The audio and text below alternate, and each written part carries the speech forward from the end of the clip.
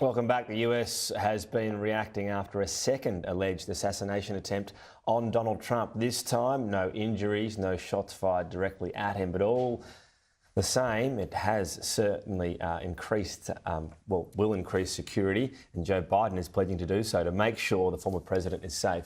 Joining me live is Cyprus College Professor of Political Science, Peter Matthews. Thank you for your time. From what we know so far, it does seem very much politically motivated, even though this is early on, obviously, in the investigation.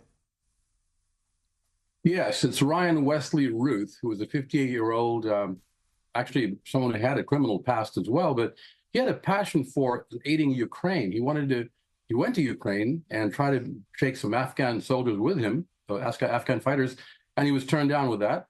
So he stayed in Ukraine for a while, tried to recruit more people. He kept urging the United States and other Western countries to send massive troops to Ukraine. And he didn't like the fact that probably Donald Trump wasn't strongly enough pro-Ukraine. I guess that might have been the case, but there's no excuse whatsoever for any kind of violence against any of our political leaders and candidates. So he was absolutely in a tremendous, terrible situation today.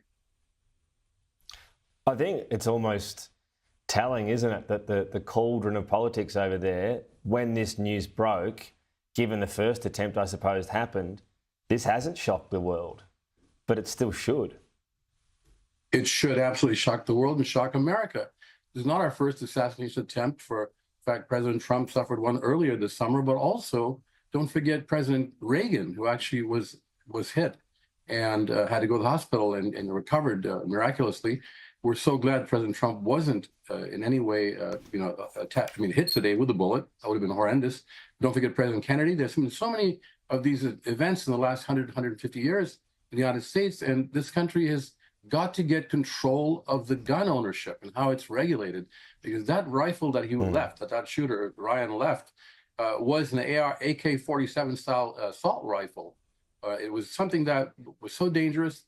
And oh, by the way, he had already been convicted of possessing a machine gun illegally. So now he got this semi-automatic weapon, which should have been banned. It should be regulated. In fact, should be banned altogether, as it was for 10 years under President Clinton, and there was much fewer shootings in that case. Australia banned it before, the semi-automatic rifles, and your murder rate went down with those weapons. So we have to get the gun lobby out of politics and get control of this gun regulation. So important is that.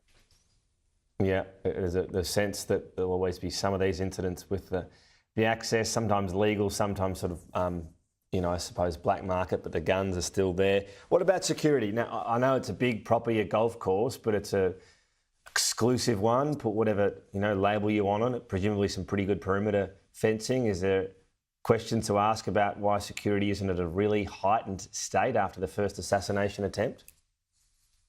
Well, it's going to be beefed up this time because President Biden said right away there needs to be much more security for President Trump, even though he's not a president at this time. He's still the top leading candidate for his party, and he needs to have equal security to all of the other people, including our current president and vice president. And it's going to be beefed up because what happened was the Secret Service acted very swiftly and quickly because they saw that rifle stem, the rifle butt actually sticking out of the fence, and then a Secret Service agent shot into that and drove that attempted killer away. He ran away, and then they finally caught him after they got his license plate. So this has to be, the security has to be strengthened considerably for any candidate for office for the presidency, as well as sitting presidents and vice presidents. In this case, President Trump must have stronger security. Do you see this affecting the election? I mean, I guess it's not as vivid as the first one. A lot of things happened after this first one. Donald Trump's got a new opponent now. Do you see this having a big impact or not really? I don't think it'll have as big an impact as the first one. On the other hand, we ought to be really flabbergasted and totally warned about this. It's forewarned to be forearmed. And it's so important that we get this under control and protect someone like President Trump and other candidates. Candidate Vice President Harris has to be protected fully as well. Democracy requires peaceful negotiation, peaceful transfer of power, not the use of guns and force, as was the case so many times in the United States. We have to really get to hold of this. I think this election is going to be very tight, very close. As you know, it's tied right now, basically. The swing states are the key, and we have to see how it goes forward, but I don't think this is going to change things a whole lot. Peter Matthews, always good to get your thoughts. Thank you. Thank you. Good to be here.